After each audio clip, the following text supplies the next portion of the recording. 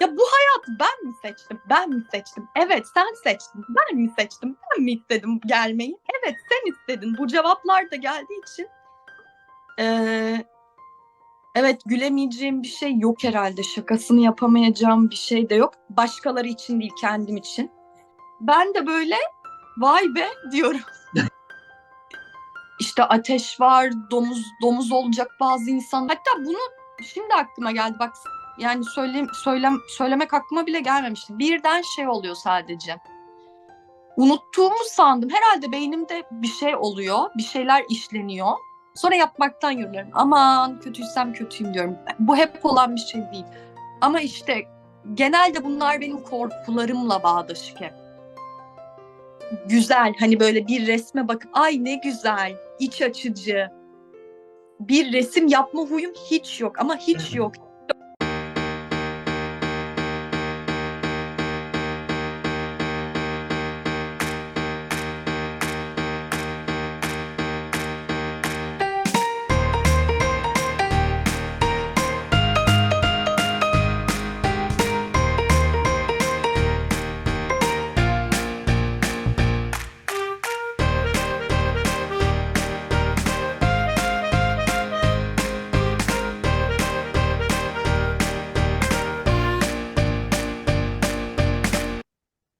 Hayatın neşesi, Demir'in sesi. Bir uyanış hikayesinde tekrar beraberiz arkadaşlar.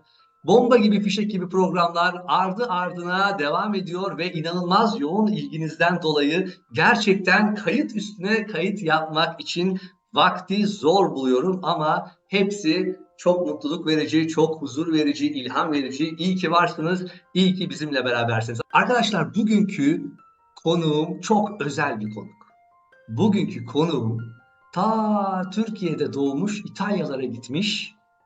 Daha doğrusu bedene Türkiye'de odaklanmış ama şu anda İtalya'ya doğru odaklı olan Merve Münire Çelik. Arkadaşlar bu konuğumun özelliği inanılmaz zeki olması ve de pek çok dualite kabiliyetine sahip olması. Şimdi hep beraber bu zeki kızımızın beyin kıvrımlarında dolaşıp kalbine ve özüne ulaşmayı deneyeceğiz. Şimdi İtalya'daki bedenine odaklı Merve Münire Çelik'in fark edişini stüdyoma ışınlıyorum. Ve işte hoş geldin. Hoş buldum, teşekkür ederim. Benvenuto, grazie per aver accettato di partecipare a questo programma. Come stai? Bene, grazie tu. Bene, bene. Merve, Buyurunuz. Böyle bir şey oldum biraz. Işık görmüş tavşan gibi oldum. Böyle o yüzden böyle oldum. arkadaşlar Merve'nin şöyle bir özelliği var. Beden şu anda Bolonya'da. Kendisi bedene odaklı, hiçbir yerde olmayan stüdyoma geldi ve programda yeni başladığı için, birkaç hafta olduğu için hiçbir bölümü seyretmemiş ve konsepti bilmiyor, ne olduğunu bilmiyor. Şimdi ona açıklayacağım. Merveciğim, Buyurunuz. şimdi biliyorsun HNDS'lerden sonra, Hayatın Neşesi Demir'in Seslilerden Evet. sonra bir uyanış hikayesine başladı. Bir uyanış hikayesinde senin bedenin şu anda Merve etiketiyle Bolonya'da geziyor. Biz de dünyanın şalterini kapattık. Şu an zaman geçmiyor yani. Ve o bedene odaklı Merve'yi sonsuzluğa, hiçbir yerde ve hiçbir zamanda olmayan stüdyoma davet ettim. Şu anda sen o bedene odaklı fark edişsin. Farkındalıksın yani. Sen beden değilsin. Beden orada Bolonya'da duruyor. Sen şu an fark edişsin. Şöyle bir dingin bir şekilde arkana yaslan. Bir bunu idrak etmeye çalış. Beden Ettim. değilsin. Yani ölmeden önce öldün şu anda. Ama bunun simülasyonunu yapıyoruz. Yani gümüş kordon duruyor.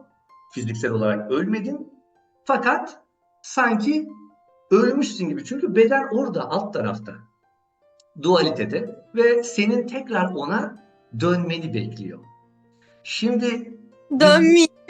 dön Dön ya gelenler genelde Yani beni gönderme diyorlar ama yok, biraz daha şeyim var, tekamülüm var. Burası iyi. İyi mi burası? Ya buradan zaten ışığa kavuşuyorsun. Ama bunların hepsini konuşacağız seninle. Şimdi Tamam. hazırsan fark ediş, başlayalım. Başlayalım. Peki. Önce nasıl bir his? Bedene odaklı olduğunu ve beden orada. Sen şu an fark etiştin. Hı Bambaşka hı. bir yerdesin. Bir rahatlama oluyor mu? Oldu. Direkt rahatlama oldu. Direkt bir rahatlama oldu. Daha huzurlu, sessiz ve tutunmayan bir fark ediş. Çünkü Merve olarak benim tutunduğum şeylerin çok farkında olduğum için ve bunun ikilemini de çok yaşadığım için hem farkındayım hem tutunmaya devam ediyorum gibi bir his. Onu bırakmak çok rahatlatıcı oldu. Süpersin. Süpersin. Şimdi zaten şu Merve bedeni var ya. O neler yapıyor, ne onun dedikodusunu yapacağız. Tamam, süper. Arkadaşlar bu arada Merve'nin Instagram hesabında her Ya, gün her gün bedenin yani Instagram hesabında herhalde bir 5-6 video oluyor mu her gün? olsa daha iyi olur. 5-6 oluyor. Bazen 15 de oluyor. Bazen de daha az. Çok daha fazla 15. Açık. Arkadaşlar açıyor Merve, videosunu çekiyor ama özden ne akıyorsa, ama çok da zeki olduğu için özden akarken o kıvrımlardan, zeka beyin kıvrımlarından geçerken renkleniyor, şenleniyor, güzel kokular geliyor, böyle ahenkle dans ediyor. Video bitiyor. Biz böyle bakıyoruz. Ne dedi bu şimdi diyoruz. Ne dediğini kendin de biliyor musun? Yok, bilmiyorum. Peki, o zaman başlıyoruz. Evet, öz ne ister? Özün sistemi nasıldır? Öz bedenden ne ister ve nasıl bir iletişim halindedir? Merve bedenine kaç yıldır odaklısın? Yakında 30. 15 Yakında 30. yaşına Peki, gireceğim. sen tabii Merve bedenine odaklanmadan önce, hani doğum deniyor, doğumdan önce bir plan yaptın. Tabii ki öte alemde ve bu dualitenin tam algılayamayacağı bir plan. Önce şöyle yapar, sonra şununla yapar, şu zorluklarla karşılaşır filan. Bunun için nasıl bir çevre seçtin kendine? Nasıl biliyor musun? Bunu ben düşündüm. Çünkü bazen gerçekten böyle ay Allah'ım beni öldür bari diye dolandığımda böyle konuşurken ya bu hayatı ben mi seçtim? Ben mi seçtim? Evet sen seçtin. Ben mi seçtim? Ben mi istedim gelmeyi? Evet sen istedin. Bu cevaplar da geldiği için sonra da susup yürümeye devam ediyordum. Sokaklarda nasıl seçtim? Nasıl seçmişim? İşte Antalya'da doğdum. Ailemi çok severim aslında ama ikiliklerle dolu. Gerçekten zıtlıklarla dolu bir hikaye seçmişim. Merve'nin bazı özellikleri de öyle. Ailemle olan kişisel tarihim de öyle. Kendi eylemlerim, düşüncelerim genelde zıtlıklarla dolu. Bunu nasıl açabilirim? Açayım mı? Ne istiyorsan. Aç da bir de şöyle zıtlıkların bir amacı olması lazım değil Evet. mi? Yani düz değilsin sen yani. Sen çok ekstra bir şeysin. Ne bağlamda? Şöyle yani oradan bir fikir geliyor. Bu fikir bir algıya dönüşüyor. Ama bu arada kalpten de bir şey geliyor. İçinde Evet, sesler konuşuyor ve seni bir yöne yönlendirmeye çabalıyor. Ve sen evet. buraya gidiyorsun, gitmiyorsun. Biz bazen Evet, hayır gitmeyeceğim diyorsun. aynen öyle Demir, aynen öyle ve hani bir yandan bunu ben de yapmıyorum. Bazen yoruluyorum ve bazen bu ne ya? Böyle iş mi olur diyorum. Bazen şükürler olsun diyorum. Bazen böyle iyi yani ne diyeyim ki hamdolsun diyorum. Şükür diyemediğim. Peki senin sorunlar karşısında en çok güvendiğin, arkasına sığındığın veya deneyimlediğin mizah mıdır? Çünkü sen zeki insanların bir de mizah anlayışı da var ve Evet, mizahla recover ediyor bazı şeyleri. evet. Evet, düşününce Kendim de öyleyim. Evet, gülemeyeceğim bir şey yok herhalde. Şakasını yapamayacağım bir şey de yok. Başkaları için değil, kendim için. Başkaları için de yaparım da işte benim orada zihin şeye giriyor. İçimden yapıp kendi kendime gülüyorum bazen. Anlatabiliyor muyum? Bazen ağır kaçar diye ama kendi hayatımda kendim de öyleyim. Akrabalarım da öyle. Hani tam güleriz ağlanacak halimize gerçekten güleriz yani. O Güleriz. zaman Merve bedenine odaklanman için çevreni de sana Evet. benzeyen yansımalardan seçmişsin. Evet. Evet, bu bağlamda evet gerçekten. Peki konuşurken ve insanlara takılırken Merve bedeni bir egoya giriyor mu? Ya bazen beklemediğim anlarda giriyor. Nasıl giriyor?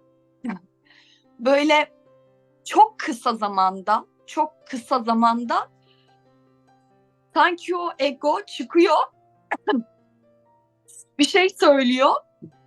Ben de böyle vay be diyorum. Allah Allah, bu nereden çıktı diyorum. Yani çok kısa anlarda birisi böyle Merve'nin damarına bastıysa ama beklediğim bir şey değil. Damarım olduğunu bile bilmiyorum diyelim. Diyelim resimle ilgili. Hı hı. Ben normalde resim yaptığımı bile söylemem çünkü çok fazla birisi soracak, ayrıntılı ilgisi olacak, o zaman söylerim. Yoksa işte ben de resim yapıyorum gibi söylemem sadece konuşmak için. Bazen böyle hiç beklemediğim yerlerde konusu geçiyorsa ya da bir şekilde benim damarıma basıldıysa ben de sergi yaptım. Puş çıkıyor böyle. Ama onu O fark ediyorsun. Yani o fark ben değilim diyorsun, değil mi? gülüyorum, ne oluyor ya falan diye gülüyorum. Ama bu şeyden değil bu arada.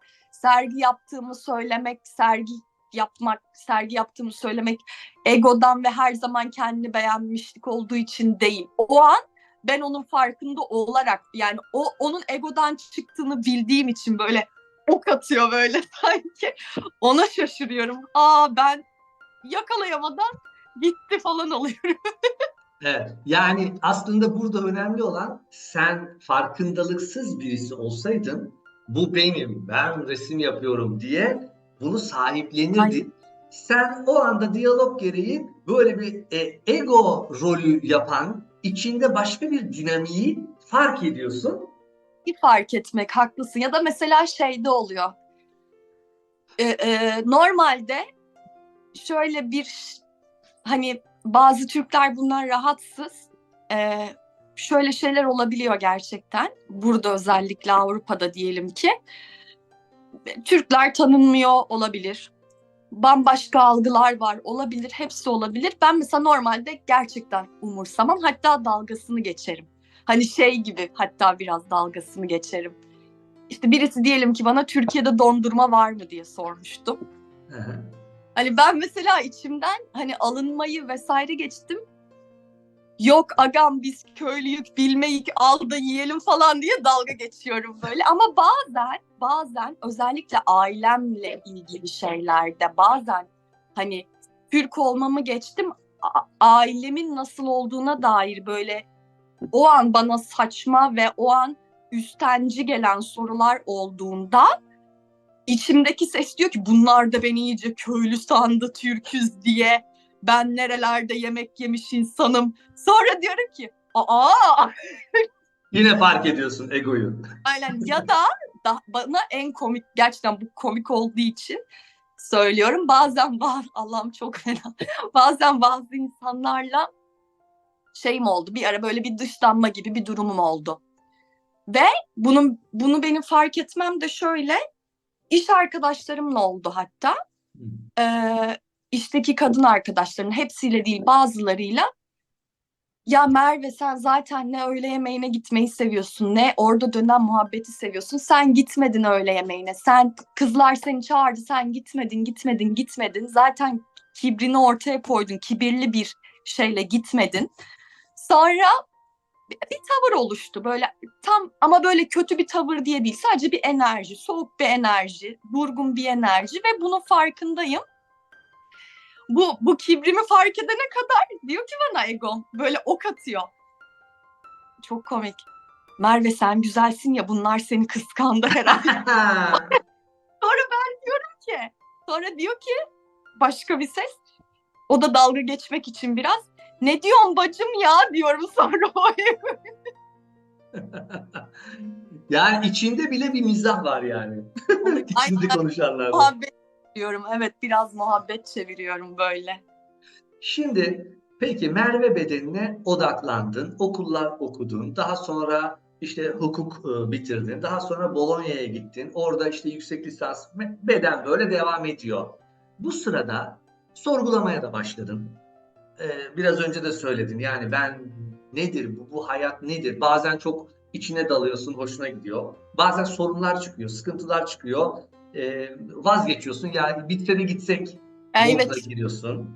o bende çok var. Sorun çıkınca bitse de gitsek, Allah'ım al beni lütfen artık gerçekten. Hani böyle bunu çok fark ediyorum.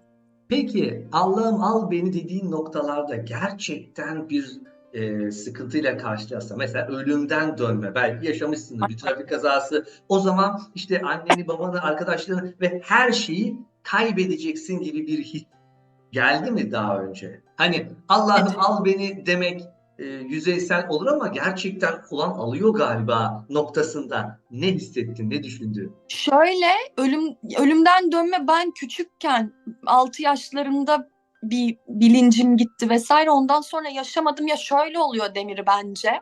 Ya ben onun da farkındayım bu arada. Bir sorun çıkınca siyah bir alana geçiyorum ben.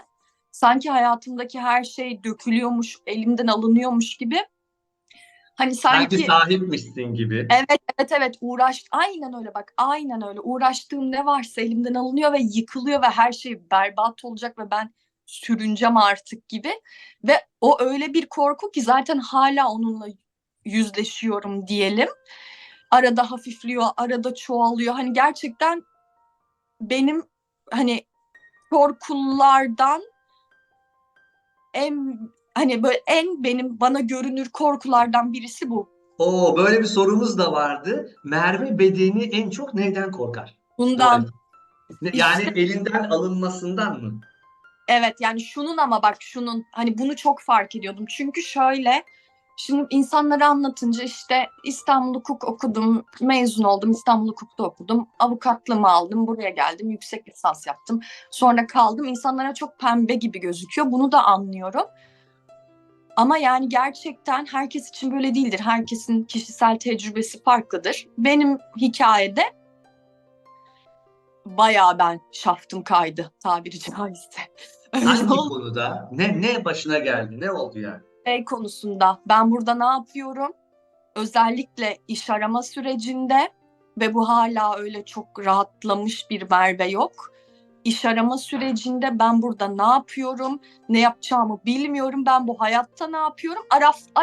Arafta gibi birkaç sene arafta geçti ve ben mesela canlı çıktığıma bazen şaşırıyorum yani. Hani arafta geçti. Hepsi ekonomik olarak da, hani bunlarla birlikte böyle sanki her şey atıldı üstüme gibi, ya da tam tersi benim hissettiğim elimden alınması da o an. Burada tabii beden algısında olduğun için bunları zaten düşünüyorsun, algılıyorsun değil mi? Evet, evet. Nasıl biliyor musun? Bir yandan farkındasın, beden algısındasın ve bu bende çok kuvvetliydi. Merve'de şu an hala kuvvetli bence. Ve Ama bu programdan sonra aldığın enerjiyle bedene geri döndükten sonra her şey gerçekten pembe olacak. umarım Bu programın öyle bir özelliği var. şey e, sanki bu özellikle işte Allah'ım al beni artık. Yani yapamıyorum, yaşayamıyorum Yapamıyorum. Ha, aslında. Yaşayamıyorum. evet. Hani yaşayamıyorum. Zevki geçtim, ıstırapla yaşıyorum. Yürüyorum acı. Yaşayamayan kim? Aynen bu karakter yaşayamıyor. Bu avatar bunu yapamadı. Evet. Anla yani bunu. Böyle Zaten aslında. Ve o yapamadığını an hı, zaten yapamadığını göstermekti amaç. evet onu ben algılayacağım da neyse. O an hani hayatta en çok sevdiğim insanlar falan bile gözümün önüne gelmiyordu. Yani yürüyorum ıstırap. Istırap mı, ızdırap mı? Izdırap galiba. Izdırap. ızdırap, yürüyorum ızdırap. Yani gerçekten böyle hani oradayım ama orada değilim. Sanki hani gerçekten cehennem dedikleri şey o benim cehennemimdi mesela gerçekten ve şeyi hissediyordum. Sanki ağaç kabuğu var benim etrafımda görünmez. Cayır cayır yanıyor. Cayır cayır o ego yanıyor ve yanıyor ve yanıyor ve ben yürüyorum yanıyor, duruyorum yanıyor, yemek yiyorum yanıyor, insanlarla konuşuyorum yanıyor, yanıyorum, yanıyorum, yanıyorum böyle. O yüzden pek sallamıyordum o sıra ama gerçekten öyle bir tehlike olsa muhtemelen Allah'ım çok özür dilerim diye Evet. ağlardım ve kıymetini bilirdim muhtemelen. Peki bu biraz önce anlattığın bu bir dönem miydi? Yani bir ay, bir sene süren bir dönem miydi? Yoksa ara ara 2 senede bir oluyor mu bunlar? Şöyle, bu çok ağırdı benim için, Merve için. O yüzden arada yokluyor ya, öyle şey değil. Daha önce hiç olmadı gibi değil. Arada Ama her yokluyor. yokladığında biraz daha hafifliyor mu? Çünkü artık beden olmadığının farkına varıyorsun. Artık özle bağlantın kuvvetlenmeye başlıyor. Artık alışıyorsun yani. Çok böyle benim hayır işte sahiplenme bunları ben emek verdim, çabaladım, yaptım filan. Bundan gittikçe daha naif, süptil hale geliyorsun diye tahmin ediyorum. Geliyorum ama bu hızlı olmuyor. Evet. Olmadı Demir ya. Hani şey, hatta bazen şey oluyorum. Bunun da farkındayım. Ne köklenmiş be. Bu neymiş ya? Bu muymuş benim sınavım da bu muymuş falan oluyorum. Bazen işte senemin videolarını izliyorum öyle bir rahatlıyorum. Bazen rahatlıyorum bazen hop tekrar canavar gibi böyle çıkıyor böyle yine Evet. yine ve o çıktığı anlarda şeyi çok fark ediyorum. Korktuğum gerçekten anlarda aşırı bir kurban bilincinde oldum. Sanki ben yapmadım bunları ve sanki bana yapıldı ben orada bir sadece nesneyim. Ya bir aşırı kurban bilincini fark ediyorum. Çok korktuğum, Acizlik yani. aciz oldu, aynen acizlik hissi. Zaten şey de değil mesela. Daha rahat olduğumda da şunu fark ediyorum. Aciz hissetmediğimde ya ben aciz hissetmediğimde zaten yani dışarıda olup biten hakikaten beni pek de ilgilendirmiyor. O yüzden zaten takıldığım bir şey de olmuyor. Ama takıldığımda, aciz hissettiğimde, korktuğumda tam aksine yani nasıl neredeyse böyle bebek gibi böyle şey yapacağım. Yeni doğan hareketleri vesaire hani böyle öyle bir korku, öyle bir gerçekten arada oluyor, arada yokluyor hala.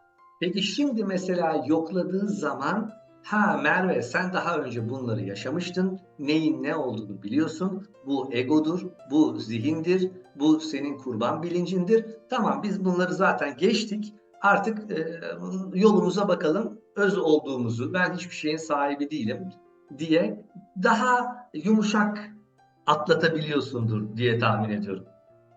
Evet, bazen hayır. Çok O dürüst ol. hayırları bir aç bakalım. Hayır olup da yani hayır işte bu gerçekten benim mi diyorsun? Hayır, bu gerçekten benim demiyorum. Bunun farkında olmakla birlikte Ha. ah şunu biraz daha içselleştirebilseydim. Çünkü bırakamıyorsun bu sefer. Aynen şunu biraz Üzgünüm. daha içselleştir. Ben de biliyorum ama niye tutuyorum Merve? Niye tutuyorsun? Ve şey diyorum mesela ya bunu ben de tutmuyorum. Bu bana niye tutturuluyor ya falan diyorum. Hani Şimdi arkadaşlar şimdi zeki insanların şöyle bir olayı var. Hangi bakış açısından olursa olsun kendini gene köşeye alacak ve garantiye olacak senaryoları üretebiliyorlar. Şimdi Merve tuttuğunu fark etti. Tutan ben değilim ki diyor ama tutmaya devam ediyor. Yani bana tutturuluyor. Ben ne yapayım diyor. Değil bu mi da Merve? ya gerçekten çünkü gerçekten şeyi yani gerçekten mi bilmiyorum çok fazla gerçekten dedim. Muhtemelen Demek ki diyorum. yalan konuşuyorsun. Bak çok gerçekten diyorsun. Diyorum şu an ama hani mesela bıraktığım dönemde kendimin bırakmadığının daha farkındayım. Bıraktırıldı ya gerçekten o zaman şeyi hissediyorum. Ben bir dereyim sanki. Akıyor, akıyor, yağmur geliyor, tutuyor, buz oluyor. Sonra tekrar akıyor. Ama aslında ben bir şey yapmıyorum. O yüzden bırak yani bıraktığında Merve farkındayım ki Merve yapmıyor onu. Süpersin. Hatta Merve'ye kalsa tutar gibime geliyor benim bu karaktere. Tabii neden? Çünkü Tanıdığı Merve dediğin ya. Merve dediğin çünkü ego. Egonun yaşaması için ayrık hissetmesi lazım ve sahiplenmesi lazım, beklentiye girmesi lazım. Yani o böyle resmen azgın bir vahşi hayvan gibi. Evet, O aynen. yüzden onun Bu kafesine arada atman lazım. şöyle bir kitap vardı. Bozkır Kurdu. Okudun mu? Yok, hayır. Ay, kimindi Bozkır Kurdu? Çok ünlü, adı aklıma gelmedi. Çok ünlü Avusturyalı bir yazarın. Neyse, seneler önce okumuştum. 18 yaşında falan. Okudum, tamam, biliyorum. O yazarı da çok severim. Şu an adı aklıma gelmiyor. Ee, Orada mı yazıyordu? Yani orada vahşi o hayvan oldu. işleniyordu. Evet, orada bu konu işleniyordu. Ama bunu yenilerde anladım. Seneler önce okudum kitabı. Okuyorum ama hani ne anlatıyor ya falan diye okuyorum. Yani anlamamıştım gerçekten. Şimdilerde birkaç senedir anladım Bozkır Kurdu'nun ne anlattığını. Anladım. Şimdi Merve, Den olur belki, o yüzden söyledim, aklıma geldi. anladım. Şimdi fark ediş. Merve'nin bedenine odaklandığın zaman tabii ki ikiniz aynı gidiyorsunuz. Sen içeride fark ediş olarak devam ettiriyorsun. Beden otomatik gidiyor.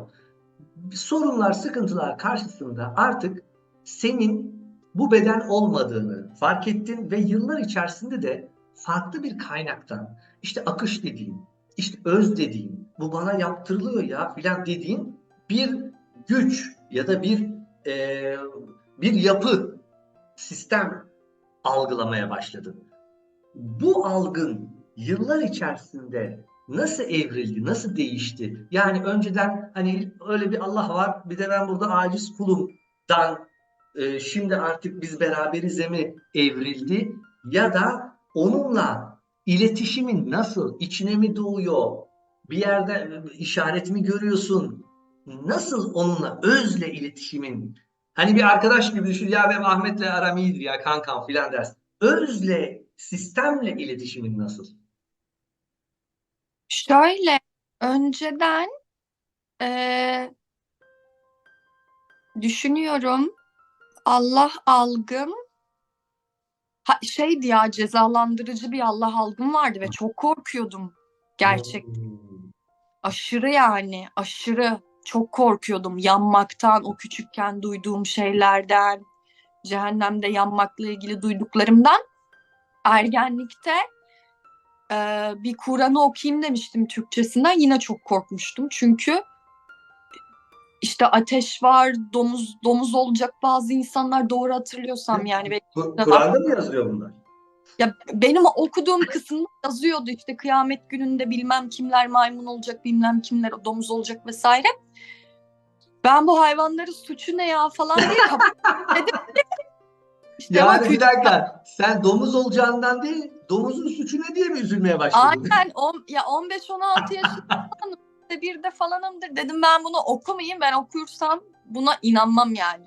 Ben böyle devam edeyim. Okursam inanmam, o da güzel. Sonrasında sonrasında biraz şey düşündüm. Ee, Allah'ın varsaydı eğer, Allah'ın asıl bu yazıp yani o yazanlara, benim okuduğum şeyler çok vahşetliydi ama şimdi ben tam da hatırlamıyorum. 100 yıl oldu, okumadım, yalan atmayayım yani. Tamam. Çevirisi kimden de onları da hiç bilmiyorum. Dedim ki asıl bunlara inanıp yapanları herhalde Allah trik yapıyor. Bunlara inanıp yapanları herhalde siz Cehenneme atacak. sorgulamıyor musun? Süper. Asıl bunlar ancak herhalde falan diye düşündüm bir Evet, süre. süper bir noktaya temas etmişsin. Yani bu kötü olacaklara, cezalandırılacaklara, ateşlere, cehenneme inanıp ona göre davrananları Evet, asıl cehenneme atacak evet, diye mantık yürüttün. evet, Süper. öyle düşündüm. Sonrasında inançsız olduğum, yani inançsız değil de bir bağlantımın olmadığı zamanlar vardı. Herhalde üniversitededir diye düşünüyorum. Şu anda algıladığım iletişimim iyi ya, şükür. Yani şöyle soruyorum, sonra zaten içime doğuyor cevap. İşte bu. İşte cevap buydu. Soruyorum, içime cevap doğuyor. Aynen.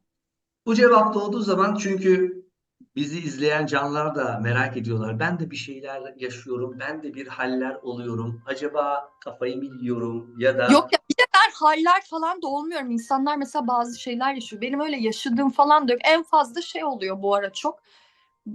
Birkaç aydır çok fazla şey oluyor. Birden, hatta bunu şimdi aklıma geldi bak, yani söylemek aklıma bile gelmemişti. Birden şey oluyor sadece. Unuttuğumu sandım. Herhalde beynimde bir şey oluyor, bir şeyler işleniyor, proses ediliyor benim yorumum, bilmiyorum. Unuttuğumu sandığım, çok küçüklükten, çok böyle hiç unuttuğumu sandığım, yaşadığımı unuttuğum anlar birden böyle oradaymışım gibi oluyor ama bir saniye, 2 saniye maksimum. Sonra birden buraya geliyorum, şey oluyorum sonra, hani şu ana geliyorum sonra. Biraz şey oluyorum. Aa, ben bunu yaşadım mı ya? Evet, yaşadım. Vay be falan oluyorum. Hani ama çok hani o an önemsiz görünen sahneler. içine duygu katmıyorsun? Hayatından sahneler birden geliyor gidiyor ama onun dışında o da hani beyinsel, zaten hepsi beyinsel de hani öyle bir şey yaşadığım falan da yok. Sadece özüne güvenince zaten soruyorsun, cevabı geliyor. Ben bir ara hatta cüzdanım nerede ya falan diye soruyorum.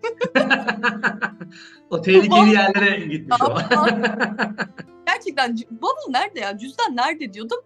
Mesela şu odada diye cevap gelmişti. Ya ne alaka ya falan diyordum. İyi git bak diyordu, bakıyordum oradaydı falan, gerçekten çok Süper. tatlıydı. Yani aslında fark ediş, senin Merve bedeninin her daim bağlantısı varmış ve aslında anladığım kadarıyla çok da kolay kurmuş bir bağlantıyı. Çünkü çok rahat.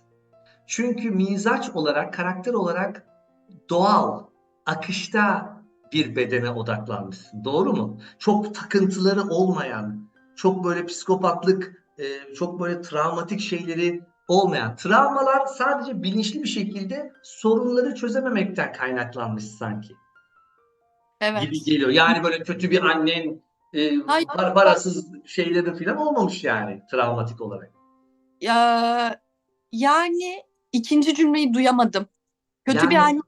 hani insanların genelde hayat hikayeleri zor durumlardan işte babası terk eder, annesi Ha, yoktur, evet. çok fakirdirler, zor zor okumuşturlar, ekmek bulamazlar. Bunlar hep böyle travma ya da işkence görürler falan. Senin bunlardan değil de gayet Yok. güzel bir hayatın varken sadece karşılaştığın sorunlara dair e, mizahi bir algı geliştirerek zekanla da kendini de öne atarak, kendini de ortaya atarak, kendinle de dalga geçerek akışla çok güzel, naif bir bağlantı kurmuşsun gibi görüyorum. Sen öyle diyorsun, öyledir. Peki, şimdi fark ediş. Biliyorsun Merve bedeninde zeka aktiviteleri fazla gelişiyor. Zekadan yani düşüncelerden duygular oluşuyor. Duygulardan da kimyasallar oluşuyor. Vücuda hormonlar, kimyasallar salgılanarak kötü durumlarda e, ya savaş ya kaç mantığından gelerek bedene olumsuzluklar da veriyorlar, frekansı düşürüyorlar. Düşürüyor bu sistem. Senin zeka aktivitelerinin fazla olması, fazla düşünmen, duygularının daha çalkantılı olmasını sağlıyor mu? İşte ben onu sadece Merve'yi bildiğim için şey yapamıyorum. Tek bildiğim, bazen ben yoruluyorum. Yoruldum artık böyle hani. Çünkü evet, çok fazla duygu değişimi. Ya sanki böyle çalkantılı bir su var gibi, bazen dingin, sonra bir anda hopluyor. Sanki böyle sarkaç şöyle şöyle şöyle şöyle arada duruyor, hop biz bu çok durdu ya diyorlar, tekrar tekrar tekrar bu çok durdu, hop böyle hani Gidiyor. artık zaten şey oldum biraz, tamam bu da geçecek, bu da geçecek, mutlu ya da ne hissettiğimden bağımsız, bu da geçecek, bu da geçecek, bunu da yaşadık, bu da oldu Merve, öğren artık, bu da geçecek.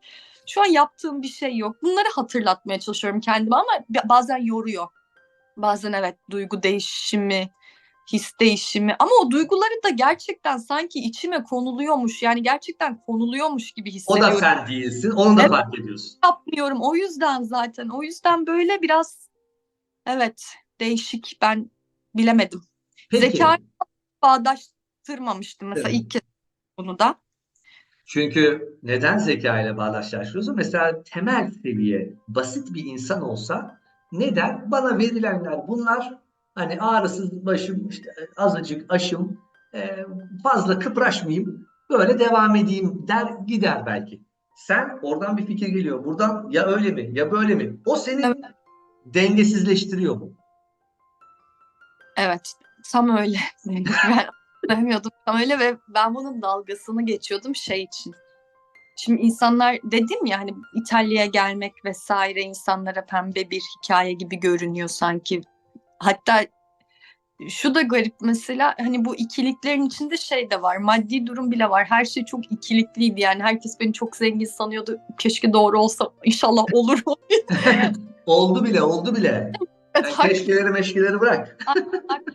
Sonra işte böyle buradaki hayatım da öyle böyle genelde dışarıdan böyle çok süper bir hayatım var gibi falan görünüyordu ama ben böyle bir şeyler yaşıyorum ve çok fenayım aslında Merve çok fena yani gerçekten Merve ölmek istiyor. Bazen şey diyordum bu yüzden hani ya ben bir kere iradem olsa zaten ne buraya gelirdim. Hakim olur bana hakim ol dediler ben hakim olurdum ülkemizde avukat olurdum vardı benim bu şeylerim. Ya benim zaten iradem olsa ben bunları yapmam ki yani şu an Pişman mısın? yok ama şu an hani Merve Merveliğini yapıyor ve bir şeyler yaşıyor. Ama hani benim irad iradem sandığım şeyden başka bir şey olduğuna uyanmam. Süper. Ben iradem olsa bunu yapmam. Yapmam. Ne uğraşacağım? Resimde yapmam. Çok yani gerçekten hani çok kolay değil özellikle ne bileyim. Yani diyorsun ki özgür iradem olsaydı ben bu dualitede beni en rahat ettirecek, en Evet, az eforla evet, en rahat yaşatabilecek evet, durumu aynen, seçerdim. Ama ben aynen, oradan oraya getirtildim, buradan buraya götürtüldüm, saçma sapan şeylerle uğraştırılıyorum. Anormal anormal dışarıdan pembe gibi gözüküyor ama ben içeride rengarenkim diyorsun. aynen. Ve şey hani dalga geçiyordum. Ben zaten özgür iradem olsa ben giderdim ofisime avukat olarak ya da işte hakim olurdum, avukat olurdum. Giderdim, gelirdim. Hafta sonları manzara resmimi yine boyardım. Ne Yağlı yazardım. boya yapardım. Ama o zaman tekamül edemezdin belki. Ve onun da tekamülü farklı olurdu da Ya işte başlarım tekamülde. aynen biraz öyle. Şimdi bak fark ediş. Mermi bedenine odaklandın. Normal bir dualite simülasyonu yaşıyorsun. Karşına yansımalar geliyor. Arkadaşların geliyor, işte sevgilin geliyor, okuldakiler geliyor, sokaktakiler geliyor. Ve bunlar biliyorsun ki senin düşüncelerinden, korkularından, içinden yansıyan Hı hı. karakterler. Bu yansımalarla ilişkin nasıl? İlişkisi nasıl Merve bedenin? Ee, şöyle fena değil. İyi. Şöyle bazen Süper. ilk bazen ilk zaman ya fark edemiyorum değil. Fark etmek istemiyorum. Hani olur ya bir soru sorulur. Cevabı vardır sende ama bir yerine dokunuyordur o soru. Saçma sapan bir şeyler söylersin. Şimdi Karşıdaki böyle mi cevap verdin? aynen biraz şu anda da olduğu gibi. Ha, Şu an İçinde bir şey varsa söyle yani. yok yok şöyle mesela diyelim ki korkularım gerçekten böyle yarama dokunan bir korkuysa ve karşımdaki onu temsil ediyorsa e, ilk böyle bir anlamak istemiyorum Hmm. korkumu falan. Böyle Belki de zaman kazanmaya çalışıyorsun. evet evet Ne yapacağına dair. egoya giriyorum. Hani bu şey gibi bunlar seni kıskanıyor herhalde güzelsin ve orada kabul edilmeme korkusun var yani hani bunu anlamak için yani hani böyle bir muhabbetler çeviriyorum kendi kendime böyle kafamda. Bu Peki, da böyle peki böyle güzel misin? güzelim canım herkes Dışarıdan da bu söyleniyor o zaman sana.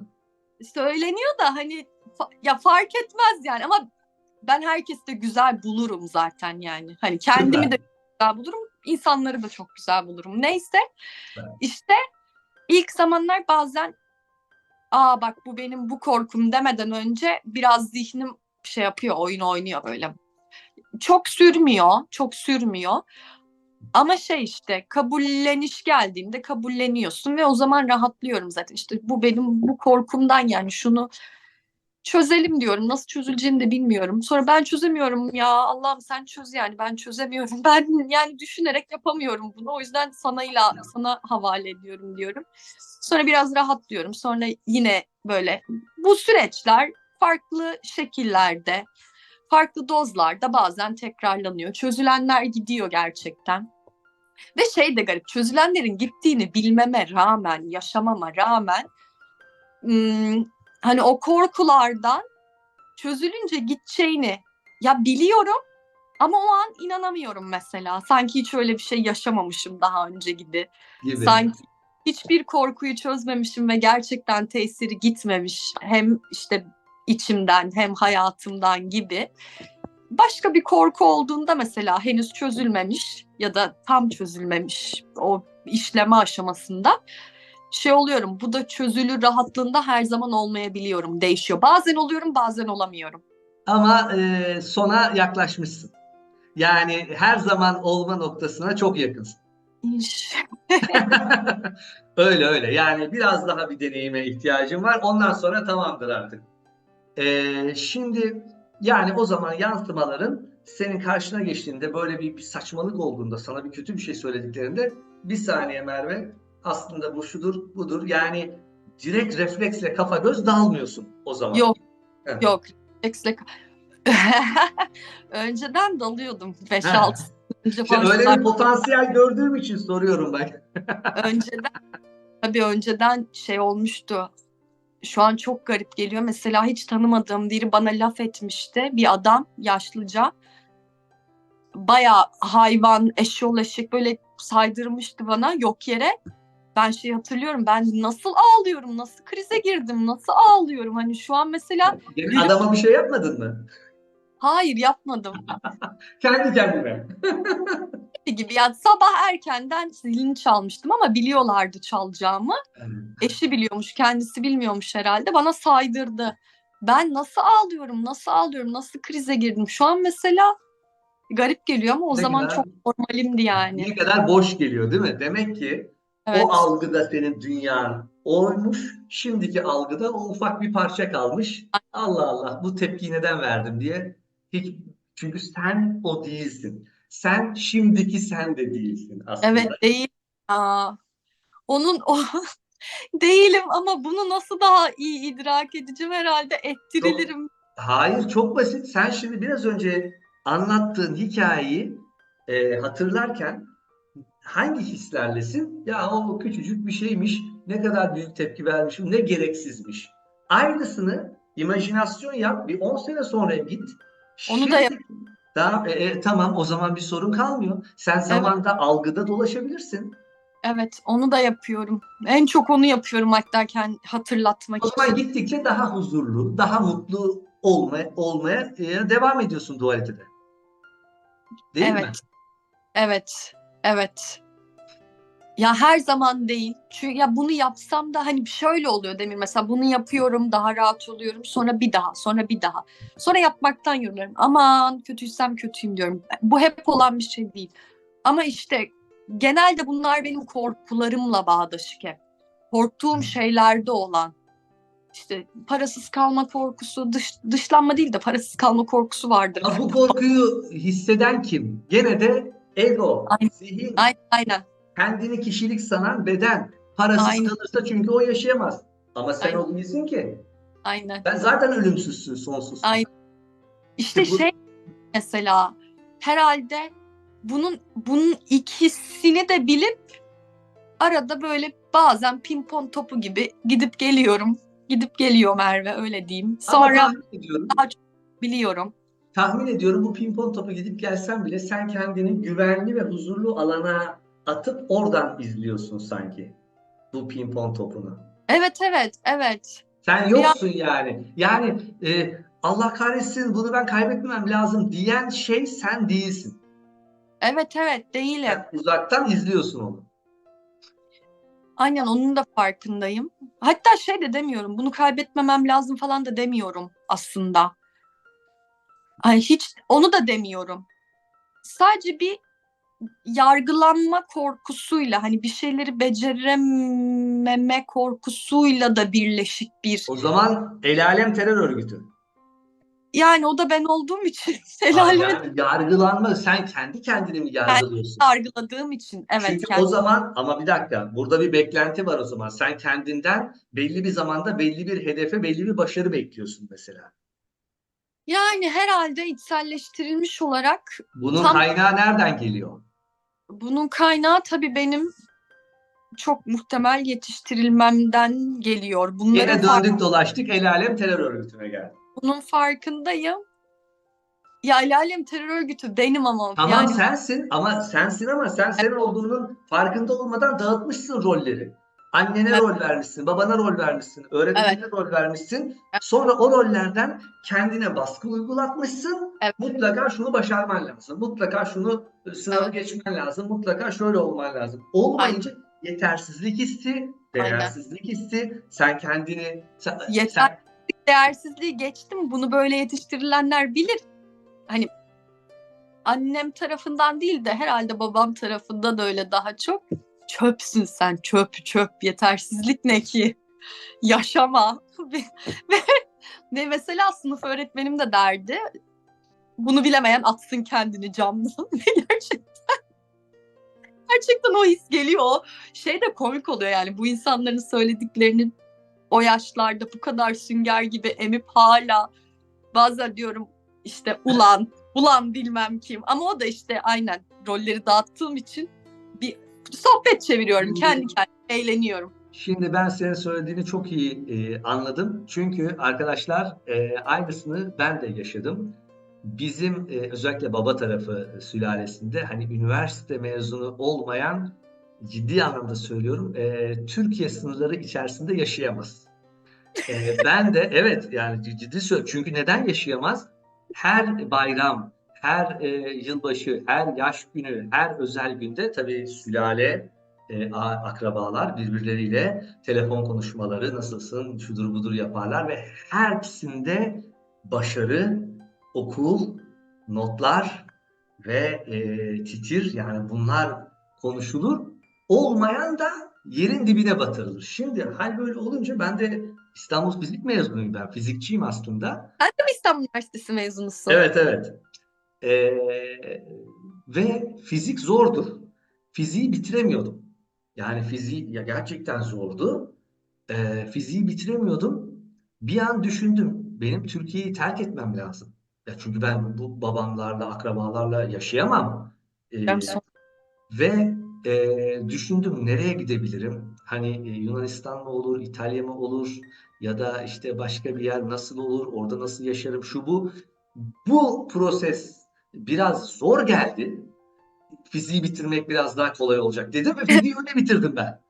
Yani kaçarı yok. O yüzden ben senin söylediğini çok iyi anlıyorum. Ben de şeyi hatırlıyorum bu ülkeyi terk etmem lazım demenden. İki şey söyleyeceğim. Şeyi çok iyi hatırlıyorum. Ben dersleri falan geçiyordum ama eziyet yani hani böyle çalışıyorum sınavlara. Sevmiyorum, hiç sevmiyorum.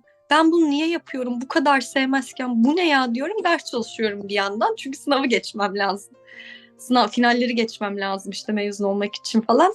Bir gün İstanbul'da annem de vardı. Ben anneme dedim ki anne ben bari şu okulu bitireyim, gideyim, mezun olayım şu İstanbul Hukuk'tan. Gideyim ben yurt dışına burs bulayım, başka sevdiğim bir şey yapayım. Sen de yurt dışında avukatlık yapıyor dersin.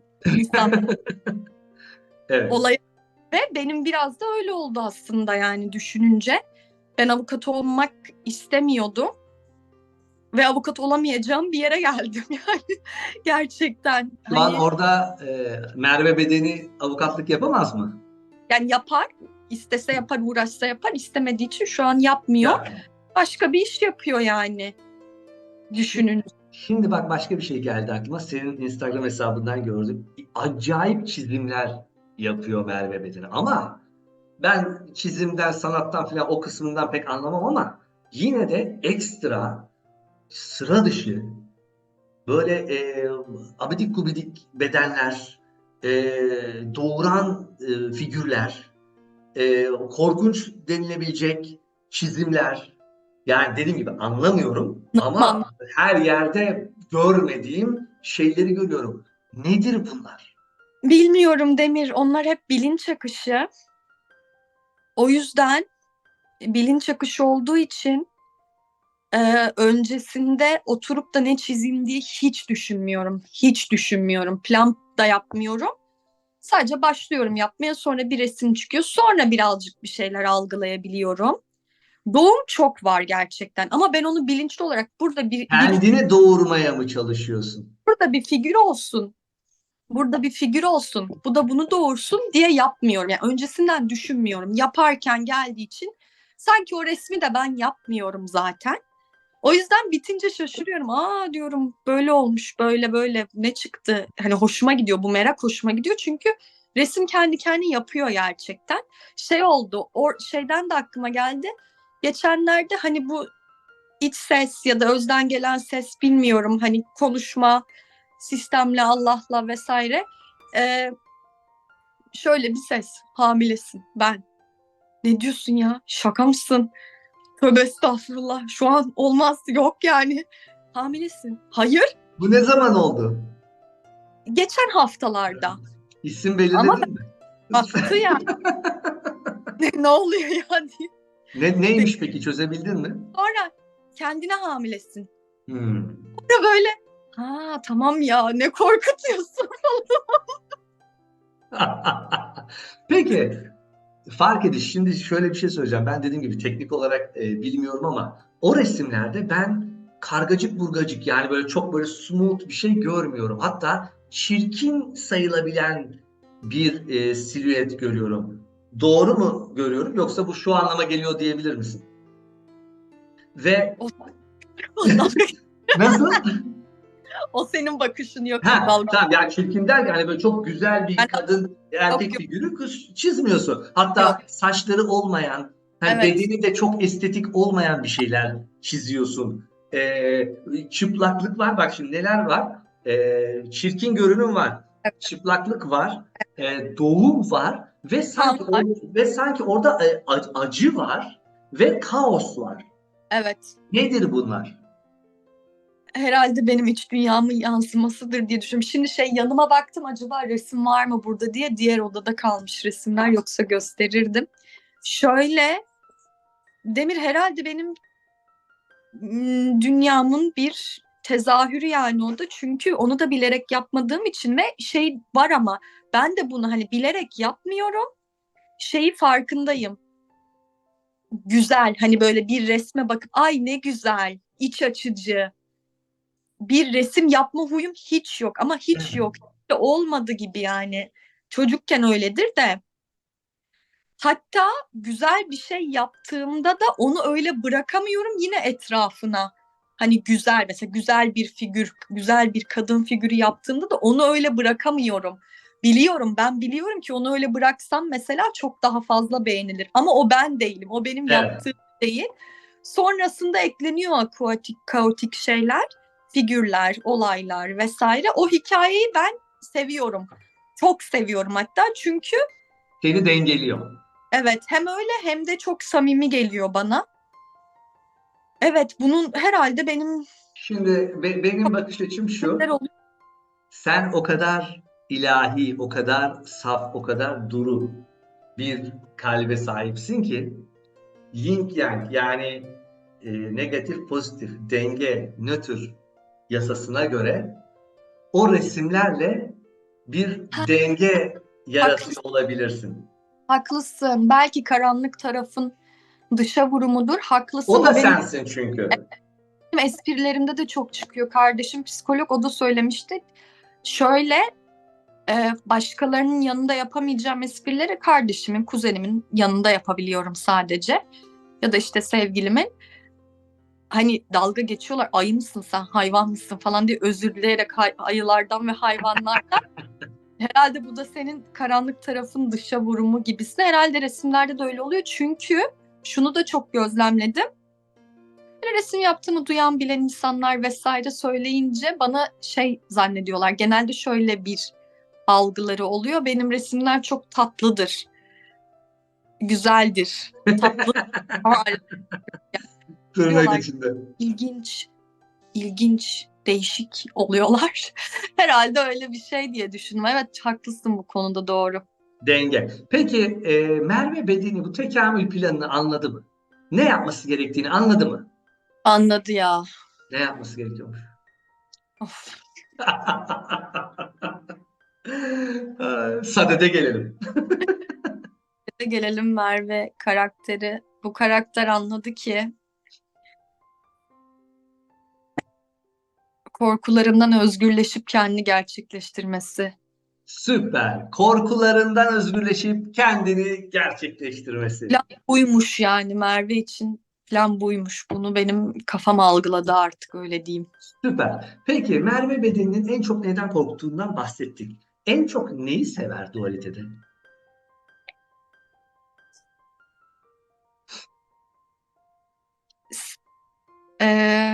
Düşünüyorum, en çok neyi sever? Sevildiği bir ortamda kalmayı sever en çok ya. Yani gene birlik bilincine atıfta bulunuyorsun. Evet, evet. Ben de ne yani, ne bu karakterin aradığı ya da insanların aradığı bu kadar hani insanlar da acı çekiyor vesaire, bir şeyler yapmaya çalışıyor. Ne bu? Bunların amacı ne? Sonra gerçekten tek çıktığım yer sadece sevilmek oldu yani. Sevilmek, sevmek, sevilmek, kabul Süpersin. gördüğün gibi. Süpersin. Şimdi biliyorsun Hayatın Neşesi Demir'in Sesi'nin mottosu vardı. Sonsuz sevgi, ilahi aşk. Ve aynı motto bir uyanış hikayesinde de devam ediyor. Merve Bedeni için sonsuz sevgi, ilahi aşk ne anlama geliyor? Merve bedeni için sonsuz sevgi, ilahi aşk. Ne anlama geliyor sanırım değil ya, şu anlama geliyor. Çünkü bazen şeyi fark ediyorum. Hani şunu fark ediyorum. Merve karakteri diyelim acı çekiyor, bir sorunlar var, ne yapacağını bilemiyor, korkuyor. Ama bazen gerçekten bu karakter acı çekiyor ve başka bir yerde çok böyle algılayabildiğim, benim o an bir aralık var. Orada bir ışık var ve huzur var ve başka hiçbir şey yok. Yani oradan tak ayrılabilsen sadece o var zaten. Onu o herhalde yani o aklıma geliyor, o geliyor kalbime sadece. Süper. Yani bir sonsuzluk, bir sonsuz huzur, Evet, evet. bir artık sorumluluğun olmadığı, senin sonsuza kadar mutlu olacağın bir durum. Evet. Bir de şey de garip yani, onu takmasam zaten yok bile o. O takmak da bir alışkanlık ya. O alışkanlığın farkında olup, ya benim kendi yaşadıklarım olduğu için Merve'nin yaşadıkları bu gitgeller, zıtlıklar, ikilemler, bazen böyle hizalanmak, hepsi dönem dönem oluyor. Bu ara bunlar oldu. O yüzden herhalde çok dilime geldi. Ama onu hissediyorum yani, şey değil. Kötü bir şey oluyor, ben çok kötüyüm gibi değil. Evet, şu an bunu yaşıyorum ama bu zaten gerçek bile değil. Bir yandan o sevgiyi de hissediyorum. Bir yandan da geleceğe dair ya da işte hayata dair, genel olarak Merve'ye dair bir umut ışığım da var aslında, hep var. Ne Süper. olursa olsun var. Onu bilmek iyi oluyor. İşte o Allah'ın ipine sarılmak dediği o umut ışığı o ip işte. Onu sıkı sıkı tutmak. Peki Merve Bedeni dualitede 7-24 yaşarken işte uyuyor, yiyor, içiyor, işlerini yapıyor. Günün dünya zamanına göre yüzde kaçında uyanık? Uyanık derken şöyle. Yani evet farkındayım şu anda bunu söyleyen egoydu. Evet farkındayım ben şu anda şöyle oldu ondan dolayı böyle bir işaret geldi. Yani ilahi ile özün yüzde kaçında andasın, yüzde kaçında uyanıksın, farkındasın. Bu da değişiyor Demir. Bazen andayım, uyanığım, farkındayım. Bazen daha buğuluyum. Ve bu genelde akşam saatlerinde oluyor. Sanki bir buğulanma var böyle. Hani sanki bir şeyleri çok algılıyorum ama daha çok acı bedene daha çok tutunuyorum. Bu genelde akşamları oluyor bazen. Herhalde gücün bittiği zaman Enerjim ya. konsantre olamıyorsun belki. Evet, enerjim çekildiğinde genelde akşamları oluyor. Genelde sabahları, gündüzleri, sabahları uyandığımda Frekansın düştüğü zaman evet, olabilir frekans belki. düştüğü evet. Peki, şimdi artık programın sonlarına geliyoruz ve tekrardan Merve bedenine geri döneceksin. Ama burası sonsuz sınırsız. Amin. Mecbur. Ama istediğin zaman gene seni buraya alacağım. Öyle bir güzellik yapayım sana. Burası sonsuz sınırsız kuantum potansiyel alanı ve burada istediğin materyali oluşturabiliyorsun, yaratabiliyorsun. Şimdi buradan Merve bedenine ve bulunduğu dualiteye neleri akıtmak istersin maddesel olarak? Ee, Birçok şey akıtmak isteyebilirim. Hadi başla. Taksimetre çalışıyor. Çıkışta fiş Yok keseceğim. ya, bir şey söyleyeyim mi? Ben Merve'ye korkusuzluk akıtayım, gerisini o halleder zaten. Süpersin. Süper. Gerçek. Bak şimdi ilk soruyu duyunca ego hemen yaptı değil mi gözler? Ama Loto. sonra ne yaptın? Ya Ama sen de sonra ne yaptın? astralde bana borsaya baksana bana. Ne olacak? Piyangoya baksana. Şöyle bakabilirim ama ciddi söylüyorum astralde dualite menfaatine yönelik bir düşünce, Biliyorum, eylem yaptığım zaman o yetenekler benden alınır. biliyorum. O yüzden bakmam. Şimdi ama sonra ne oldu? Önce ego yaptı ama ondan sonra özlü hissetti Ay, ve dedi ki sadece cesaret, evet, sadece ben korkusuzluk. cesaret akıtayım, Merve gerisini Bir halleder. bak, fark ediş. Bu programın özelliği işte artık sen bunu biliyorsun. Sen bunu bildiğin için ne olacak biliyor musun? Dualitede bedene döndükten sonra diyelim ki paraya ihtiyacın var. Önce şöyle bir düşünce gelecek. Allah kahretsin ben bu parayı nereden bulacağım? Şu keşke olsaydı falan. Ondan sonra işte burada yaptığın bu röportaj aklına gelecek. Benim buna ihtiyacım yok ki. Ben cesur, korkusuz olayım. Zaten Evet, o bana akar diyeceksin. haklısın, özür dilerim, kestim. Bazen değil, çokça şey de oluyor. Ben zaten parayım, yani paranın kendisi. İşte bu. İşte Huzur bu. benim, sevgi de benim, nefret de benim, hepsi benim. Öyle olunca zaten evet, bazen de olmuyor bende ama oluyor, çokça Oluyor oluyor. oluyor. Peki Bir şimdi buğulanıyor. şimdi çok güzelsin, çok çekicisin. 30 yaşındasın, hayatının zirvesinde şu anda hep zirvede kalacaksın. Bedene döneceksin. Ve sana bir hak veriliyor. Sonsuza kadar yaşam hakkı. Ne düşünürsün?